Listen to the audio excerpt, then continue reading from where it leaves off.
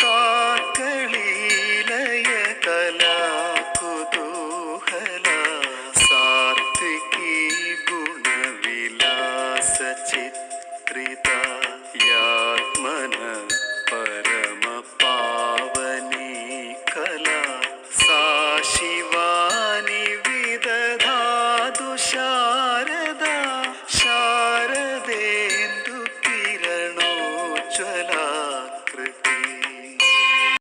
ഓം ശ്രീ ഗുരുഭ്യോ നമഃ. ഭൂയോ അസദ സദസദിതി. ഓം ശ്രീ ഗുരുഭ്യോ നമഃ. ഭൂയോ അസദ സദസദിതി. ഓം ശ്രീ ഗുരുഭ്യോ നമഃ. സച്ഛബ്ദാദയോ അസദഭാവശ്ചേതി. ഓം ശ്രീ ഗുരുഭ്യോ നമഃ. സച്ഛബ്ദാദയോ അസദഭാവശ്ചേതി.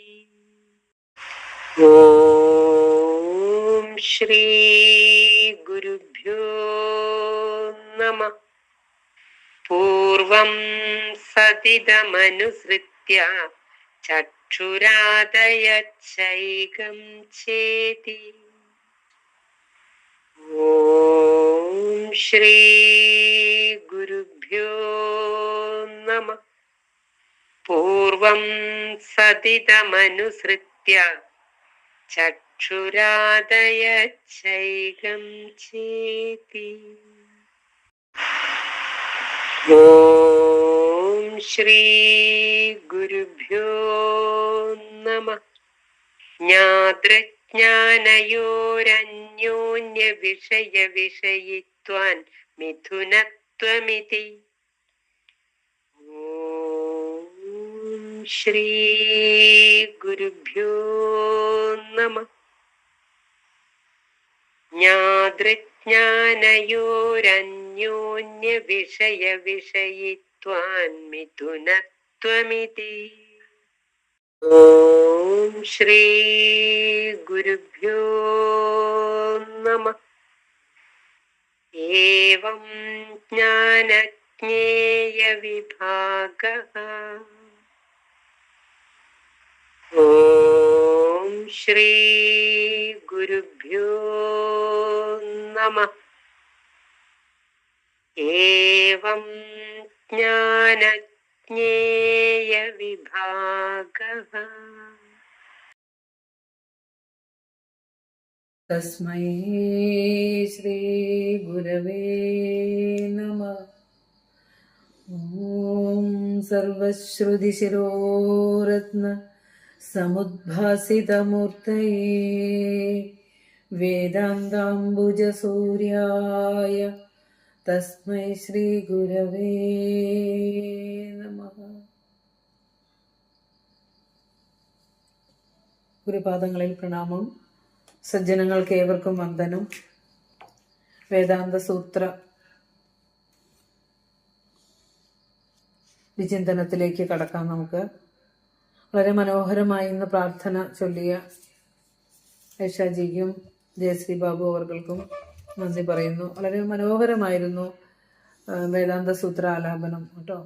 ഭക്തിസാന്ദ്രമായിട്ട് അത് ഇത്രയും മനോഹരമായിട്ട് ആലപിക്കാൻ പറ്റുമെന്നുള്ളത് ഇവരെ ഒക്കെ ഇത് ആലപിക്കുമ്പോഴാണ്. സന്ത ചേച്ചി ആണെങ്കിലും ജയശ്രീജി ആണെങ്കിലും വളരെ നന്നായി അത്, തുളസിയാര സാറ് ഒക്കെ നന്നായിട്ട് അത് ആലപിച്ചിരുന്നു, ഭക്തി നിർഭരമായിട്ട് ധ്യാനാത്മകമായിട്ട്. അപ്പോൾ നമ്മൾ ഇതുവരെയും പ്രാർത്ഥനയ്ക്കും ധ്യാനത്തിനും ഒന്നും എടുക്കാത്ത, നമ്മൾക്കൊക്കെ അസ്പൃശ്യമായി നമ്മൾക്കൊക്കെ അടുക്കാനാവാത്ത ആഴത്തിലുള്ള എന്തോ ഒന്നാണെന്ന് കരുതി നമ്മൾ മാറ്റി വെച്ചിരുന്ന ഗുരുവിൻ്റെ വേദാന്ത സൂത്രവും നമ്മളിപ്പോൾ ജപിക്കാൻ തുടങ്ങി. അപ്പോൾ ആ ജപം കേട്ടപ്പോൾ മനസ്സിന് വളരെയധികം സന്തോഷം തോന്നി. അങ്ങനെ കുറച്ച് നാളുകൾക്ക് മുമ്പ് നമ്മൾ ദർശനമാല പോലെയുള്ള കൃതികളൊന്നും ആരും ജപത്തിന് പോലും എടുക്കില്ലായിരുന്നു. കാരണം ഒരു പേടി കൊണ്ടാണ് ശരിയാകുമോ എന്നുള്ളത്. അതൊക്കെ മാറി നമ്മൾ ഗുരുവിൻ്റെ ഒരുവിധം ഉള്ള കൃതികളെല്ലാം നമ്മൾ പഠിക്കാനും ആലപിക്കാനും അത് വിചാരം ചെയ്യാനൊക്കെ നമ്മൾ തുടങ്ങി. അത് വലിയൊരു മാറ്റമാണ്. ആ പഠനത്തിൽ നിന്ന് ഒരിക്കലും പുറകോട്ട് പോകരുത്. നമ്മളുടെ ക്ലാസ് കുറച്ച് ദാർശനിക തലത്തിലുള്ളതാണ് എന്ന് മാത്രമല്ല, ഗുരുവിൻ്റെ എല്ലാ കൃതികളിലും കിടക്കുന്നു ഇതിൻ്റെ സത്ത എന്നുള്ളത് കൊണ്ട് ഗുരുവിൻ്റെ മറ്റ് കൃതികളും കൂടി വിചാരം ചെയ്തുകൊണ്ടാണ് നാം പോകുന്നത്. ഇതിൻ്റെ ഒരു പ്രത്യേകത, നിങ്ങൾക്ക് ഇതിന് ശേഷം നിങ്ങൾക്ക് ഏതൊരു ദാർശനിക തലത്തിലുള്ള കൃതികൾ നിങ്ങൾ പഠിക്കാൻ തുടങ്ങുന്നോ അല്ലെങ്കിൽ കേൾക്കുന്നുവോ, അപ്പോൾ നിങ്ങൾക്ക് ഒരു പുതിയ കാര്യം പഠിക്കുന്നതായിട്ട് തോന്നില്ല. കാരണം ഇതിലുള്ളതേ എല്ലായിടത്തും ഉള്ളൂ. അതുകൊണ്ട് ഇതിൻ്റെ പഠനം വളരെ ശ്രദ്ധയോടെ ചെയ്യുക. ആ പഠിച്ചു കഴിഞ്ഞതിനെ വളരെ ഏകാഗ്രമായിരുന്ന് എന്താണ് ഞാൻ പഠിച്ചത് എന്നൊന്ന് വെറുതെ ചിന്തിച്ചു നോക്കുക. ഇത് പുറത്തുള്ള ആരെയും കുറിച്ചല്ല പറയുന്നത്. അവരവരെ കുറിച്ച് പഠിക്കുന്ന വിദ്യയാണ് ആത്മീയ വിദ്യ എന്ന് മനസ്സിലാക്കി ഓരോന്നും നമ്മളിലേക്ക് അപ്ലൈ ചെയ്ത് വേണം പഠിക്കാൻ.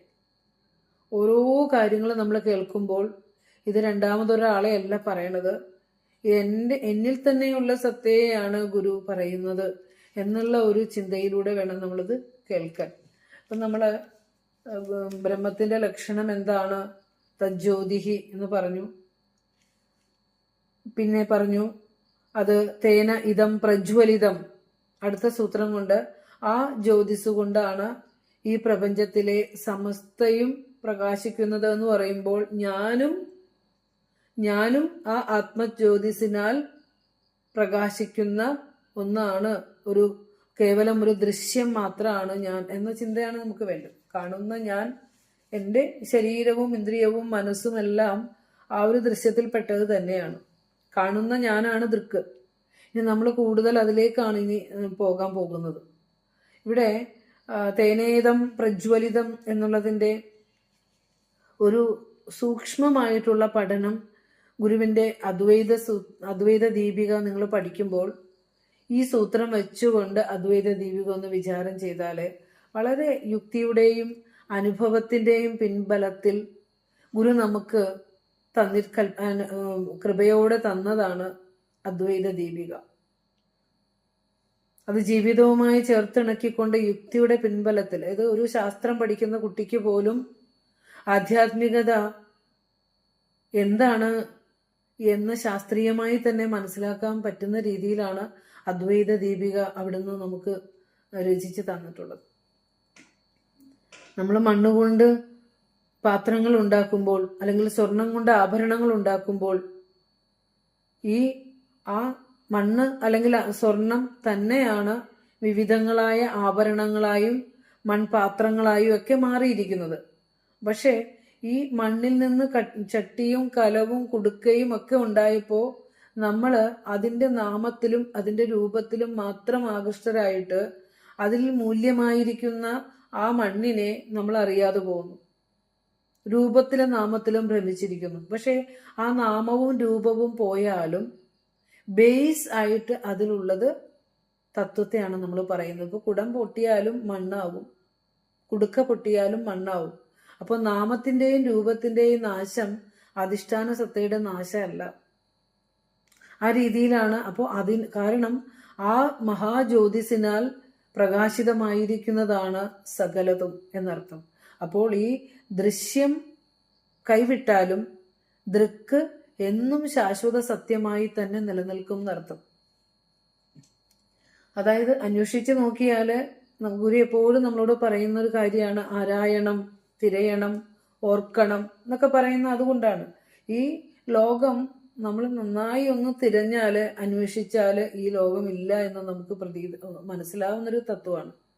തത്വം ഓരാതവർക്കാണ് ഒന്നുമേ ചിന്തിക്കാതെ മുന്നിൽ കണ്ടതിനെ സത്യമെന്ന് കരുതി ജീവിച്ചും നമുക്ക് പോകാം, അന്വേഷിച്ചും നമുക്ക് പോകാം. പക്ഷെ രണ്ടിനും വ്യത്യാസമുണ്ട്. അപ്പോൾ ഗുണം കെട്ട് ദുഃഖിച്ചു പോകാതിരിക്കണമെങ്കിൽ താൻ എന്താണെന്നും ഈ പ്രപഞ്ചം എന്താണെന്നും ഈ മനുഷ്യ ജീവിതത്തിൽ ചിന്തിച്ച് അറിഞ്ഞ് പോകേണ്ടതുണ്ട് നമുക്ക്. അപ്പോൾ ഗുരു പറഞ്ഞല്ലോ, അന്വേഷിച്ച് നോക്കിയാൽ ഈ പ്രപഞ്ചമില്ല. തത്വം ഓരാതവർക്കാണ്, അന്വേഷിക്കാത്തവർക്കാണ് പ്രപഞ്ചവും ഇതിലെ സമസ്തവും ഉള്ളതായിട്ട് തോന്നുന്നത്. ഈ ഇല്ലായ്മയിൽ കിടന്നാണ് ബഹളം വയ്ക്കുന്നത്. ഒന്നിനെ നശിപ്പിക്കാൻ നോക്കുന്നു.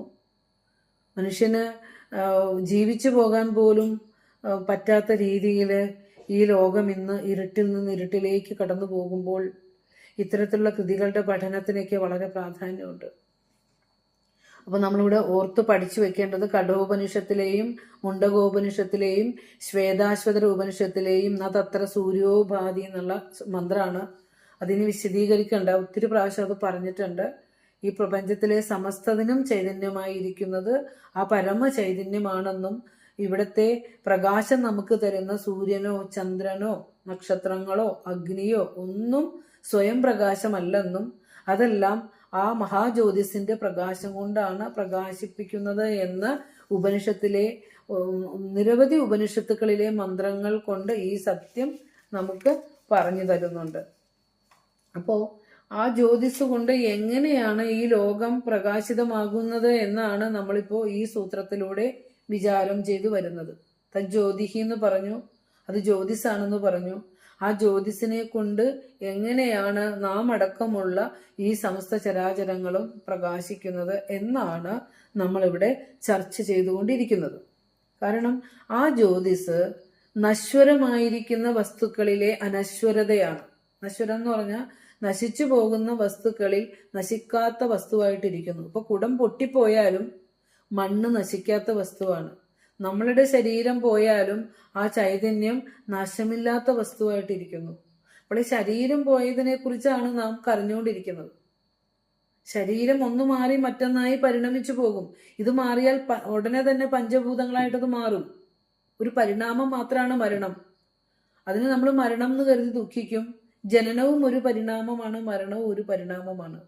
പക്ഷേ ഈ പരിണാമങ്ങൾക്ക് ബേസ് ആയിട്ടുള്ള അധിഷ്ഠാന സത്ത ഒരിക്കലും ജനിക്കുകയോ മരിക്കുകയോ ചെയ്യുന്നില്ല. അവിടെയാണ് നമ്മൾ ധൈര്യമായി ഇരിക്കേണ്ടത്. അവിടെയാണ് നമ്മൾക്ക് ഈ ലോകത്തെക്കുറിച്ചുള്ള ചിന്തിക്കാനും ഈ ജീവിതത്തിന്റെ ദുഃഖങ്ങളെയും ദുരിതങ്ങളെയും ഈ പ്രപഞ്ചത്തെയും ഒക്കെ ഒന്ന് ശ്രദ്ധയോടെ വീക്ഷിക്കാനൊക്കെ നമുക്ക് ഈ സത്യം അറിഞ്ഞു കഴിയുമ്പോൾ മനസ്സിലാവും.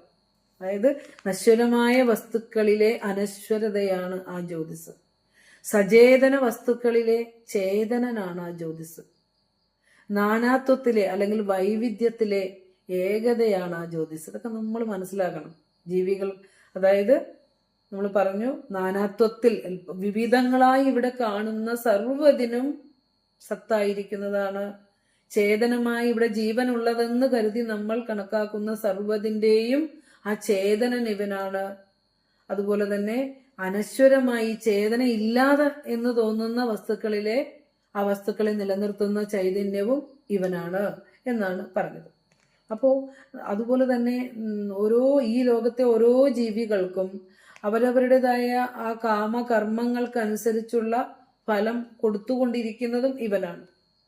ആ സത്യത്തെ തന്നിൽ തന്നെ സാക്ഷാത്കരിക്കുന്നവർക്ക് മാത്രമാണ് ഈ ലോകത്ത് ശാന്തി ലഭിക്കുക. ആ സത്യം ഉണ്ടെന്നറിഞ്ഞ് ജീവിച്ചാൽ തന്നെ നമ്മുടെ ജീവിതം മറ്റൊരാംഗിളിലൂടെ പിന്നെ കടന്നു പോണത്.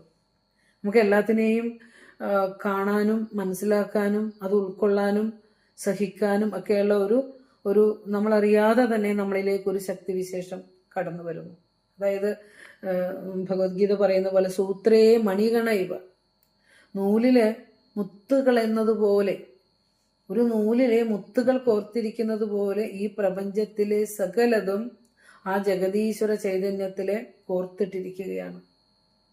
നമ്മൾ എപ്പോഴും പറയാറുള്ളതാണ്, ആകാശത്തിലെ ശബ്ദമായും വായുവിലെ സ്പർശമായും അതുപോലെ പിന്നെ എന്താ പറയാ ജലത്തിന് രസമായും ഭൂമിയിലെ ഗന്ധമായും അഗ്നിയിലെ രൂപമായും ഒക്കെ ഇങ്ങനെ ആ ഓരോന്നും ഈ സമസ്ത ചരാചരങ്ങളും ആ ഒരു ജഗതീശ്വര ശക്തിയിൽ ഇങ്ങനെ കോർത്തിട്ടിരിക്കുകയാണ്. സൂര്യചന്ദ്രന്മാരുടെ പ്രകാശമാണ് ആ ശക്തി. ഈ ഭഗവത്ഗീത പറയുന്ന ഒരു പ്രത്യേക ഒരു ശ്ലോകം തന്നെ അതിനായിട്ട് പറയുന്നുണ്ട്. സൂര്യചന്ദ്രന്മാരുടെ പ്രഭയാണത്. വേദങ്ങളിൽ പ്രണവമായിരിക്കുന്നവനാണ്. സമസ്തതിനും പൊരുളാണെന്നാ പറയുക. വേദങ്ങളിൽ പൊരുളായിരിക്കുന്നു. അതുപോലെ തന്നെ സർവഭൂതങ്ങളിലും സനാതനമായ ജീവനായിരിക്കുന്നു. തപസ്സികളിൽ തപസ്സായിരിക്കുന്നു. അല്ലെ? ഇങ്ങനെയൊക്കെ കുറേ ശ്ലോകം കൊണ്ട് ഗീത പറയുമ്പോൾ ഗുരു എന്തിനാ ഞാൻ ഇത് എടുത്തു പറയണെന്ന് വെച്ചാൽ, നമ്മളിപ്പോൾ ഇതിലില്ലാത്തത് അവിടെ ഉണ്ടെന്ന് കരുതി പോകുമ്പോൾ ഗുരു അതിനെ ഷോർട്ടാക്കി ഒരു സൂത്ര രൂപത്തിലാക്കി പിന്നെയും നമുക്ക് തന്നിട്ടുണ്ട്. അത് ഏത് ശ്ലോകാന്ന് പറയാമോ? ഏത് കൃതിയിലാന്ന് പറയാമോ? ഗുരു ഇപ്പൊ ഈ പറഞ്ഞ എല്ലാത്തിനെയും കൂടി ചേർത്തുകൊണ്ട് ഒരു 4 വരിയായിട്ട് നമുക്ക് തന്നിട്ടുണ്ട്. ഒത്തിരി ഉണ്ട്. അത് ഉപനിഷത്തല്ലേ? അത് ഉപനിഷത്താണ്. അത് ഉപനിഷത്ത് ഗുരു തർജ്ജമ ചെയ്താണ്. ഗുരു ആ ഉപനിഷത്ത് സത്യത്തെ വെച്ചുകൊണ്ട് ഗുരു രചിച്ച കൃതി ജനീ നവരത്ന മഞ്ജരിയിലെ മീനായതും ഭവതി മാനായതും ജനനി നീ നാഗവും നഖഗം താനായതും ധര നദീ നാരിയും നരനും ആ നാഗവും നരകവും നീ നാമരൂപമതിൽ നാനാവിധ പ്രകൃതിമാനായി നിന്നറിയും ഈ ഞാനായതും ഭവതി ഹേ നാഥരൂപിണി അഹോ നാടകം നിഖിലവും. എന്തൊരു നമ്മള് അത് ബാഹ്യമായൊന്നും പറഞ്ഞു പോകാവുന്ന കാര്യമല്ല കേട്ടോ അത്. ഈ പ്രപഞ്ചത്തെ ആകവേ 4 വരിയിൽ ഒരു ഒതുക്കി തന്നേക്കുക. മീനായതും നീയ, മാനായതും നീയ, അല്ലെ? പാമ്പായത് നീയാണ്, പർവ്വതമായത് നീയാണ്, ഭൂമിയായത് നീയാണ്, പിന്നെയോ നരനായത്, നാരിയായത്, ഇതൊക്കെ എന്നിട്ട് പറയാണ് ഇതിനെല്ലാം അറിയുന്ന ഈ ഞാനായതും ഭവതി. ഞാനുണ്ടെങ്കിലേ പാമ്പും പർവ്വതവും പക്ഷിയും നരനും നാരിയും സ്വർഗവും നരകവും ഒക്കെ ഉള്ളൂ. ഗുരു എല്ലാത്തിനും ചേർത്ത് പറയുക. എന്നിട്ട് പറയാണ് ഇതിനെല്ലാം അറിയുന്ന ഞാനായതും ഭവതി. ഈ ഞാനായിരിക്കുന്നത് നീയാണ്. ഹേ നാദരൂപിണി, നീ ചലിച്ച് സ്പന്ദിച്ചപ്പോൾ ആദ്യമുണ്ടായ ശബ്ദം, ആ ശബ്ദമാണ് ഈ പ്രപഞ്ചത്തിലെ സമസ്ത രൂപങ്ങളായിട്ട് മാറിയിരിക്കുന്നത്. എവിടെ രൂപമുണ്ടോ അവിടെ ബ്രഹ്മശക്തി ചലിച്ച് നാദം ഉണ്ടായിട്ടുണ്ട്. ആ നാദത്തിൽ നിന്നാണ് ഈ രൂപമൊക്കെ ഉണ്ടായത്. അതാണ് ഗുരു പറഞ്ഞ നാദത്തിലുണ്ടാം നമ ശിവായ പൊരുൾ. ആ നാദത്തെ ഗുരു വളരെ വളരെ ശ്ലോകങ്ങളിലായിട്ട് കൃതികളിലായിട്ട് നമ്മളെ ഈ നാദം പറഞ്ഞിട്ടുണ്ട്. കാരണം നാദമാണ് രൂപം, രൂപമാണ് ഈ പ്രപഞ്ചം. ഈ നാദം ഉണ്ടായത് ശക്തി ചലിച്ചപ്പോഴാണ്, ജഗദീശ്വര ശക്തി ചലിച്ചപ്പോഴാണ് രൂപമുണ്ടായത്, ശബ്ദമുണ്ടായത്. ശബ്ദമാണ് പ്രപഞ്ചം. അതാണ് ശബ്ദബ്രഹ്മം എന്നൊക്കെ നമ്മൾ പറയുന്നത്. അപ്പോൾ ഇതെല്ലാമായിരിക്കുന്നത് ദേവി തന്നെയാണ് എന്ന് പറയാണ്. അപ്പോൾ നമ്മൾ കാണുന്ന ലോകം വെറും പ്രതീതി മാത്രമാണെന്ന് ഒന്ന് മനസ്സിലാക്കണം. ഈ പ്രതീതിയെ കുറച്ച് ദൈർഘ്യമുള്ളൊരു പ്രതീതിയാണെന്ന് മാത്രമേ ഉള്ളൂ. ഈ പ്രതീതിയെ മുറുകെ പിടിക്കുന്നവർ ദുഃഖിക്കേണ്ടി വരും. ഇത് പ്രതീതിയാണെന്ന് കരുതിക്കൊണ്ട് ഇവിടെ സുഖമായി ജീവിച്ചോളൂ, ധനം ഉണ്ടാക്കിക്കോളൂ, പിന്നെ ശരീരം സംരക്ഷിച്ചോളൂ, മക്കളെ വളർത്തിക്കോളൂ, സ്വത്ത് നേടിക്കോളൂ, മറ്റുള്ളവരെ സഹായിച്ചോളൂ, സംഘടനാ പ്രവർത്തനങ്ങൾ നടത്തിക്കോളൂ, എല്ലാം നടത്തിക്കോളൂ. പക്ഷെ ഇതെല്ലാം നടത്തുമ്പോഴും അധിഷ്ഠാനമായിട്ടുള്ള സത്യത്തെ അറിഞ്ഞു വേണം ജീവിക്കാൻ. ഇല്ലെങ്കിൽ നാളെ എനിക്ക് ഇതൊന്നും നടത്താൻ പറ്റില്ലല്ലോ എന്നോർത്ത് സങ്കടം വരും, അല്ലേ? ഒരാൾക്കും അറിയില്ല അവനവന്റെ ജീവിതം എത്ര കാലം ദൈർഘ്യമുണ്ടെന്ന്. നമ്മൾ നേരത്തെ പറഞ്ഞ പോലെ കാലാഹിന പരിഗ്രസ്തമാം ലോകവും ആലോല ചേതസ ഭോഗങ്ങൾ തേടുന്നു. കാലമാകുന്ന സർപ്പം നമ്മളെയൊക്കെ എത്രത്തോളം വിഴുങ്ങിയിട്ടുണ്ടെന്ന് നമുക്ക് ആർക്കും അറിയില്ല. പക്ഷെ നമ്മൾ ഇനിയും ഒരു 100 വയസ്സുണ്ടാവും എന്നൊക്കെ കരുതും.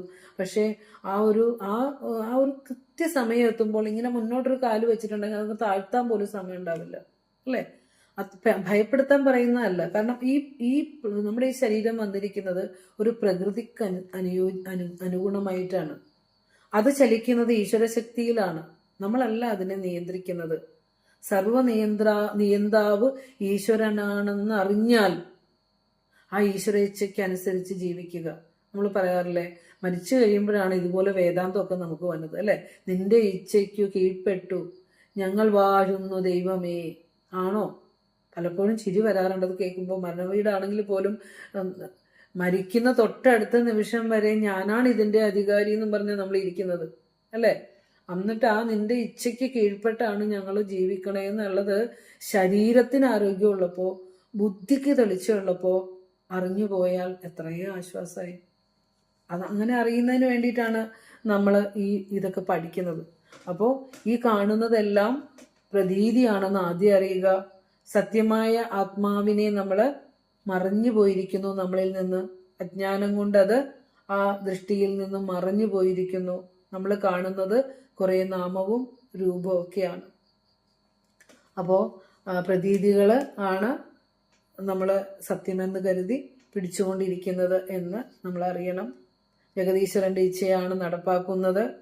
അപ്പോൾ അങ്ങയുടെ ഇച്ഛയ്ക്ക് അനുസരിച്ച് അങ്ങ് ഇവിടെ പ്രകാശമാനമാക്കുന്നു, അല്ലെ? അതറിയാതെ ഞങ്ങളാണ് ഇവിടെ പ്രകാശം പരത്തുന്നത് എന്ന് കരുതി ജീവിക്കുന്ന അല്പബുദ്ധികളാണ് നാം എന്ന് അറിയേണ്ടതുണ്ട്. അപ്പോൾ അതിന് ശരിക്കും ആധ്യാത്മിക ശാസ്ത്രമൊക്കെ അത് വളരെ ഭംഗിയായിട്ട് പറയുന്നുണ്ട്.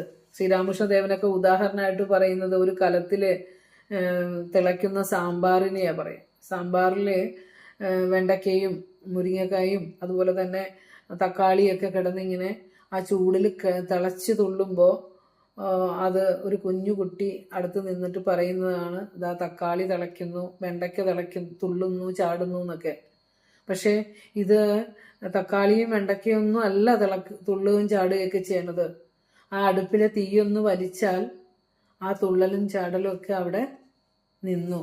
പക്ഷെ ആ നിൽക്കുന്നത് വരെ ഞാൻ തിളയ്ക്കുന്നത് ഈ തേജസ്സിലാണെന്ന് മനുഷ്യനറിയുന്നില്ല. അപ്പോൾ അതിൻ്റെ ഒരു അറിയിപ്പാണ് ഇത്തരത്തിലുള്ള കൃതികളൊക്കെ.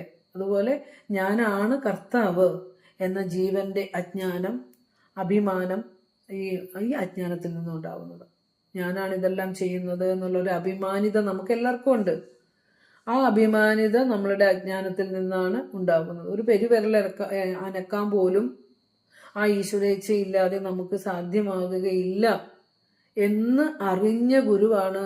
ശരിക്കും ഗുരു എപ്പോഴും അടിയൻ എന്ന വാക്കാണ് അവിടെ ഉപയോഗിക്കുക.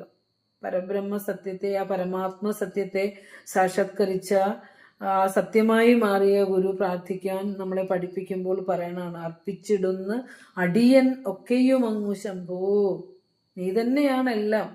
അതുകൊണ്ട് ഈ ഞാനായിട്ട് വന്നിരിക്കുന്നത് നീ ആയതുകൊണ്ട്, നീ തന്നെയാണ് എന്നറിഞ്ഞത് കൊണ്ട് ഞാൻ അതാ സകലതും നിന്നിലേക്ക് അർപ്പിക്കുന്നു. എൻ്റെ ശരീരം പോലും എൻ്റെ സ്വന്തമല്ല. നീയാണ് അവിടെ 9 മാസവും 9 ദിവസവും 9 വിനാഴികയും ഈ അവയവങ്ങളൊക്കെ വെച്ച് തന്ന് അതിനെ ഊട്ടി വളർത്തിയത്, അല്ലെ? ഇനി മരണം വരെയും നിന്റെ സംരക്ഷണയിലാണ് ഈ ശരീരം ഇരിക്കുന്നത്. എനിക്ക് അവിടെ എന്താ പറയാ, സ്വന്തമായി ഒന്നും ഒരു കഴിവില്ലാത്തവനാണ് ഞാൻ. നിന്റെ ശക്തിയിൽ മാത്രം ജീവിക്കുന്ന ഒരുവനാണ്. ആ ജ്യോതിസിന്റെ പ്രകാശത്താലാണ് ഞാൻ പ്രകാശിക്കുന്നത് എന്ന് അറിഞ്ഞു കഴിയുമ്പോൾ ഒരുവന്റെ നേരെ നിറയൊഴിക്കാനൊന്നും നമുക്ക് കൈ പൊങ്ങില്ല. നമ്മുടെ അഹങ്കാരം ആ ആത്മസ്വരൂപത്തിന്റെ ചൈതന്യത്തെ, പ്രകാശത്തെ മറച്ചു കളഞ്ഞതുകൊണ്ടാണ് നമുക്ക് ഈ ലോകത്തെ ഇരുട്ടാക്കാനുള്ള ഇരുട്ടാക്കുന്ന പ്രവൃത്തികളെല്ലാം ഇന്ന് ഈ ലോകത്ത് നടക്കുന്നത്. ആത്മീയത ദൈവത്തിന്റെ ആളുകളാണെന്ന് സ്വന്തം കരുതുകയും ആ ദൈവത്തെ തന്നെ മറച്ചു കളയുകയും ചെയ്തുകൊണ്ട് ഈ ലോകത്തെ നശിപ്പിക്കാൻ ഒരുങ്ങുമ്പോൾ ഈ ഇരുട്ടിലാണ് ഈ ലോകം എന്ന് തന്നെ നമുക്ക് പറയാനുള്ളൂ.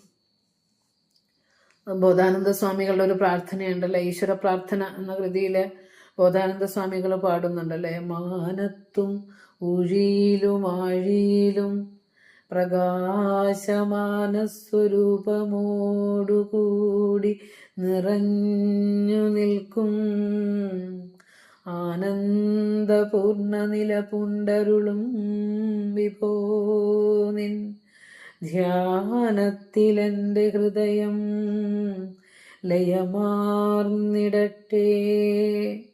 കണ്ടോ, അവിടെ ആ ഈശ്വരനെ എങ്ങനെയാ പറഞ്ഞത്? മാനത്തും ഉഴിയിലും, അല്ലെ, മണ്ണിലും ആഴിയിലും കടലിലും ഒക്കെ പ്രകാശമാനസ്വരൂപമോടുകൂടി നിറഞ്ഞു നിൽക്കും, ചൈതന്യമായി നിറഞ്ഞു നിൽക്കുന്ന ആനന്ദ സ്വരൂപനായ വിഭോ, നിന്റെ ധ്യാനത്തിൽ എൻ്റെ മനസ്സ് നീയുമായി ലയം ഉണ്ടാകട്ടെ, അല്ലെ? അപ്പോൾ ഈശ്വരനെ അറിഞ്ഞവരെല്ലാം, നേരായി അറിഞ്ഞവരെല്ലാം ആ ഈശ്വരനെ പ്രകാശസ്വരൂപമായി ജ്യോതിസ്വരൂപമായാണ് നമുക്ക് പറഞ്ഞു തന്നിട്ടുള്ളത്. അപ്പോൾ മാണ്ഡൂക്യോപനിഷത്തിലെ ആ മന്ത്രമൊക്കെ ഒന്ന് പഠിച്ചു വെക്കുക. ഏഷ സർവേശ്വര, ഇവൻ എല്ലാത്തിൻ്റെയും ഈശ്വരനാണ്, എല്ലാത്തിലും പ്രകാശമാണ്. ഏഷ സർവജ്ഞ, എല്ലാവരുടെയും ഉള്ളിലിരുന്ന് അറിയുന്നവൻ ഇവനാണ്. ഏഷ അന്തര്യാമി, ഇവൻ എല്ലാവരുടെയും ഉള്ളിൽ സ്ഥിതി ചെയ്യുന്നവനാണ്. ഏഷ യോനിഹി, ഇവൻ എല്ലാത്തിൻ്റെയും ഉത്പത്തി കാരണമാണ്, പ്രഭവസ്ഥാനമാണ്. പിന്നെ പറയാണ് സർവസ്യ പ്രഭവാപ്യയൗഹി ഭൂതാനാം, സർവസ്യ പ്രഭവവും അപ്യയവും, ഉത്പത്തിക്കും വിനാശത്തിനും, ഭൂതാനാം ജീവജാലങ്ങളുടെ പ്രഭവത്തിനും അപ്യയത്തിനും, ഉത്പത്തിക്കും വിനാശത്തിനും ഇവൻ തന്നെയാണ് കാരണം എന്ന് മാണ്ഡൂക്യോപനിഷത്ത് പറയുന്നു. അപ്പൊ നമുക്ക് ഈ തേനേദം പ്രജ്വലിതം എന്ന സൂത്രത്തിൽ ഇനി നമുക്ക് പറഞ്ഞാൽ അത് അനന്തമായി നീണ്ടുപോകും. ഗുരുവിന്റെ കൃതികളെല്ലാം ആ ഒരു സത്യത്തെ തന്നെയാണ് പറയുന്നത്. ഇനി നമുക്ക് അടുത്ത സൂത്രത്തിലേക്ക് പോകാം. അടുത്ത സൂത്രം നല്ല ഭംഗിയായിട്ടൊന്ന് എഴുതി വെക്കുക കേട്ടോ. അടുത്ത സൂത്രമാണ് 5ാമത്തെ സൂത്രം. തദിദം സദസദിതി, തദിദം സദസദിതി. 8 അക്ഷരമുണ്ട്. തദിദം സദസദിതി, തദിദം സദസദിതി. ഇവിടെ അതാദ്യം ഒന്ന് നമുക്ക് പിരിക്കാം. തത് പ്ലസ് ഇതം, തദിദം. ഇനി എല്ലാവർക്കും ഇപ്പൊ മനസ്സിലായി കാണും. തശബ്ദം ഗുരു ഇതിനു മുമ്പുള്ള സൂത്രങ്ങളിലൊക്കെ വന്നിട്ടുണ്ട്. തശബ്ദം എന്തിനെ സൂചിപ്പിക്കുന്ന പദമാണ്? ബ്രഹ്മം. ഇതം ശബ്ദം ഏതിന്റെ കുറിക്കുന്ന പ്രപഞ്ചവാചി. അപ്പോ തത് ഇതം, സത്ത് സത്, സത്ത് പ്ലസ് അസത്ത് പ്ലസ് ഇതി. സത് അസത് ഇതി എന്നുള്ളതിൽ 3 വാക്കുകളുണ്ട്. സത്ത് അസത്ത് ഇതി. ഈ വായിക്കാൻ അറിയില്ലാത്തവർ അത് അവിടെ ഒന്ന് മൗനമായിട്ട്, അല്ലെങ്കിൽ നിങ്ങളുടെ ഓഡിയോ ഒക്കെ ഓഫല്ലേ, നിങ്ങൾ ഒന്ന് ചൊല്ലി നോക്കണം കേട്ടോ. തദിദം സദസദിതി, സദസദിതി. സത് കഴിഞ്ഞ് ആ ഉച്ചരിച്ചോളണം. സത്തും അസത്തുമാണ്. സദസദിതി, തദിദം സദസദിതി. 5ാമത്തെ സൂത്രം കേട്ടോ. ഇന്ന് തന്നെ ആ സൂത്രം പഠിച്ചു വെക്കണം. തദിദം സദസദിതി. അതിൽ എത്ര പദമുണ്ടെന്ന് നോക്കൂ. തത് പ്ലസ് ഇതം, സത് പ്ലസ് അസത് പ്ലസ് ഇതി. 5 പദങ്ങളുണ്ട്. 8 അക്ഷരമുണ്ട്. അസത്തിന്റെ ത് ഫുൾ അക്ഷരം അല്ലാത്തതുകൊണ്ട് അതൊന്നായിട്ട് കൂട്ടി. തത് ഇതം സത് അസത് ഇതി, തദിദം സദസദിതി. അല്ലെ? ഇനി നമുക്ക് ഓരോ വാക്കിന്റെ അർത്ഥം എഴുതാം. സൂത്രത്തിന്റെ വാക്യാർത്ഥം എഴുതാം. തത് എന്ന് പറഞ്ഞ അത് ബ്രഹ്മവാചി ശബ്ദം. ഇതൊക്കെ കുറിച്ചോ എഴുതി വരുമ്പോ അതൊന്ന് ഹൃദിസ്ഥമാകട്ടെ. തത് എന്ന് പറഞ്ഞാൽ അത് എന്നർത്ഥം. നമ്മൾ നേരത്തെ പറഞ്ഞു, അതിന്റെ വ്യാകരണ രൂപങ്ങളൊക്കെ പറഞ്ഞു തന്നിട്ടുള്ളതാ. തത് അത്. തത് ശബ്ദം എന്ന് പറയും അതിന്. തത് ശബ്ദം അത് നപുംസകലിംഗ ശബ്ദമാണ്. തത് തേ താനി, തത് തേ താനി, തേന താഭ്യാം തൈഹി, അങ്ങനെ പറയും. അപ്പൊ തത് എന്ന് പറഞ്ഞ അത്, തശബ്ദം ബ്രഹ്മവാചി ശബ്ദം. ഇനി അടുത്തത് ഇതം. കണ്ടോ, എന്തോ ഒരു കുഞ്ഞു വേർഡ് കൊണ്ട് ഗുരു നമ്മുടെ തത് കൊണ്ട് ബ്രഹ്മത്തെ മുഴുവൻ ഒതുക്കി. ഇതം എന്ന് പറഞ്ഞ പ്രപഞ്ചത്തെ മുഴുവൻ ഒതുക്കി. ഇതം ഈ പ്രപഞ്ചം, അത് ആ ബ്രഹ്മം ഈ പ്രപഞ്ചമായി. ഇതം ഈ പ്രപഞ്ചം, ബ്രഹ്മം പ്രപഞ്ചരൂപം കൈക്കൊണ്ടെന്നർത്ഥം. ആ ബ്രഹ്മം തന്നെയാണ് ഈ പ്രപഞ്ചത്തിന്റെ രൂപത്തിൽ ഈ പ്രപഞ്ചമായി മാറിയിരിക്കുന്നത്. ഇനി ഏത് രൂപത്തിലാണ് ബ്രഹ്മം പ്രപഞ്ചമായി മാറിയത് എന്ന് പറയുക? ആ ബ്രഹ്മം തന്നെയാണ് ഈ പ്രപഞ്ചം. ഇനി അത് ഏത് രൂപത്തിലൊക്കെയാണ് അത് മാറിയത്? സത്ത് അസത്ത് ഇതി. സത്ത് എഴുതിക്കോ. സത്ത് ഭാവരൂപത്തിലുള്ളത് അല്ലെങ്കിൽ ഉണ്മയായിരിക്കുന്നത്, സത്ത്. ഉണ്ട് ഉണ്ട് എന്ന് നമ്മൾ പറയില്ലേ, അതിന് സത്ത് എന്ന് പറയും. ഉണ്മ അല്ലെങ്കിൽ ബോധം അല്ലെങ്കിൽ ഭാവരൂപത്തിലുള്ളത് അല്ലെങ്കിൽ ജീവനായിരിക്കുന്നത്, അങ്ങനെയൊക്കെ എഴുതാം. നിങ്ങൾക്ക് അത് മനസ്സിലാകാൻ എളുപ്പമുള്ള പദങ്ങൾ അവിടെ ഉപയോഗിച്ചു. ഏതായാലും ബോധം എന്നുള്ള അർത്ഥമാണ്, ഉണ്മ എന്നുള്ള അർത്ഥമാണ്, ഭാവരൂപത്തിലുള്ളത് എന്ന അർത്ഥമാണ് അതിനുള്ളത്. ഇനി അപ്പോൾ പറഞ്ഞു വരണ എന്താണ്? ആ ബ്രഹ്മം ഈ പ്രപഞ്ചമായി മാറിയത് ഏതൊക്കെ രൂപത്തിലാണെന്നാണ് ഗുരു പറയുന്നത്. ഒന്ന് സത്തായിട്ട്, ബോധമായിട്ട്, ഉണ്മയായിട്ട്, ഭാവരൂപത്തിലായിട്ട്. അടുത്തത് അസത് ഇതി. അസത്ത് ആദ്യം നമ്മൾ ഓർത്തോളണം, സത്തിന്റെ വിപരീതമാണ് അസത്ത്. സത്ത്, സത്തിന്റെ കൂടെ ഒരു ന ചേർത്തപ്പോൾ അസത്തായി, ഇല്ലാത്തത് അല്ലെ, അഭാവരൂപത്തിലുള്ളത്. അഭാവരൂപത്തിലുള്ളത് അതായത് ബ്രഹ്മത്തിൽ നിന്നും ഭിന്നമായി നിലനിൽപ്പില്ലാത്തത് എന്നർത്ഥം. ഇപ്പൊ നമ്മൾ പറയുകയാണ് ഈ പ്രപഞ്ചം ഇല്ലാത്തതാണെന്ന്, അങ്ങനെ നമുക്ക് പറയാൻ പറ്റില്ല. അങ്ങനെ നമ്മൾ ആരും എത്ര പറഞ്ഞാലും നമുക്കത് വിശ്വസിക്കാൻ പറ്റില്ല. അതിന്റെ ബേസ് ഇതാണ്, ഇല്ലാത്തതാണെന്ന് പറയാൻ. ഇതിന് സ്വന്തമായി നിലനിൽപ്പില്ല. ഇവിടുത്തെ ഒരു മൺതരിക്ക് പോലും ആ ഉണ്മയില്ലാതെ നിലനിൽപ്പില്ലാത്തത് കൊണ്ടാണ് ഇത് അസത്തെന്ന് പറയുക. അസത്തെന്ന് പറഞ്ഞത് ബ്രഹ്മത്തിൽ നിന്ന് വേറിട്ട് അല്ലെങ്കിൽ വേർപെട്ട് ഉണ്മയില്ലാത്തത് എന്ന് തന്നെ എഴുതി വെക്കുക. അസത്ത്, ഇല്ലാത്തത്. ഈശ്വരനിൽ നിന്നും വേർപെട്ട് ഉണ്മ ഇല്ലാത്തത് അസത്ത്. നിങ്ങൾക്ക് ഫോളോ ചെയ്യാൻ എന്തെങ്കിലും ബുദ്ധിമുട്ട്, വല്ല സ്പീഡ് കൂടി പോകുന്നോ അല്ലെങ്കിൽ മനസ്സിലാകാത്ത ഏതെങ്കിലും ഭാഷ പറയുന്നുണ്ടെങ്കിൽ ഒക്കെ നിങ്ങൾ അത് കഴിയുമ്പോൾ ഒന്ന് എന്നോട് വിളിച്ചു പറയണേ. കാരണം നമ്മൾ ഇത്രയും ഒത്തിരി പഠിച്ചതിന് ശേഷമാണ് ഇപ്പോൾ വേദാന്ത സൂത്രത്തിലേക്കൊക്കെ എത്തിയിരിക്കുന്നത്. അതുകൊണ്ട് കുറച്ച് വേദാന്ത ടേംസ് ഒക്കെ അങ്ങനെ തന്നെ പറഞ്ഞു പോകുമ്പോൾ നിങ്ങൾക്ക് അതൊക്കെ മനസ്സിലാവും. കാരണം അറിവൊക്കെ പഠിച്ചു കഴിഞ്ഞവരാണ്.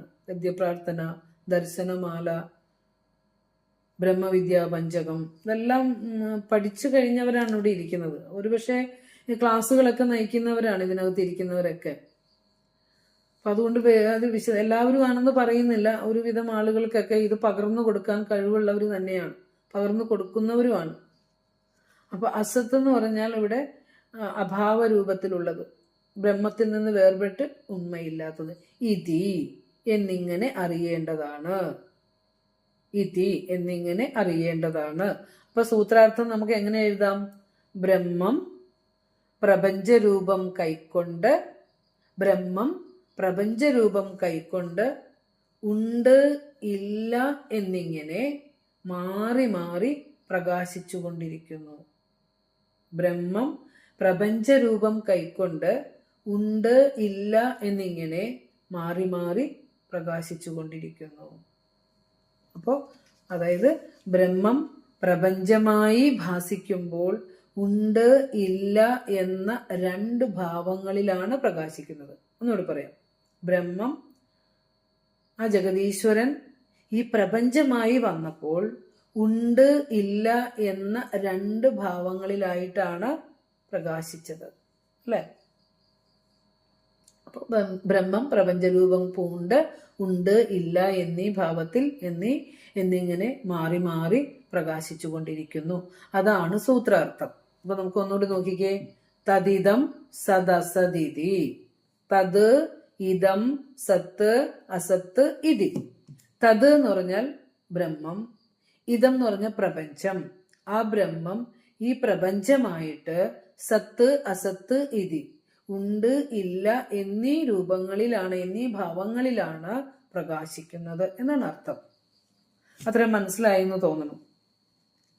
ഇവിടെ നമ്മൾ പൂർവസൂത്രങ്ങളിലേക്ക് നമ്മുടെ ശ്രദ്ധയെ ഒന്ന് കൊണ്ടുപോവുകയാണ്. അപ്പൊ നമ്മൾ ആദ്യം പറഞ്ഞു കിം തസ്യ ലക്ഷണം. കിം തസ്യ ലക്ഷണം ഒരു സൂത്രം നമ്മൾ പഠിച്ചു. എന്താണ് ആ ബ്രഹ്മത്തിന്റെ ലക്ഷണം? തസ്യ എന്നുള്ളത് അവിടെ ബ്രഹ്മവാചി ശബ്ദമാണ്, ബ്രഹ്മണഹ. എന്താണ് ആ ബ്രഹ്മത്തിന്റെ ലക്ഷണം? അപ്പൊ എന്തായിരുന്നു ലക്ഷണം നമ്മൾ പഠിച്ചേ? തജ്യോതിഹി. അതെ, തജ്യോതിഹി എന്ന് പഠിച്ചു. പിന്നെ അതിന്റെ ഒന്നും കൂടി അത് വിശദമായി പഠിച്ചു. എന്താ?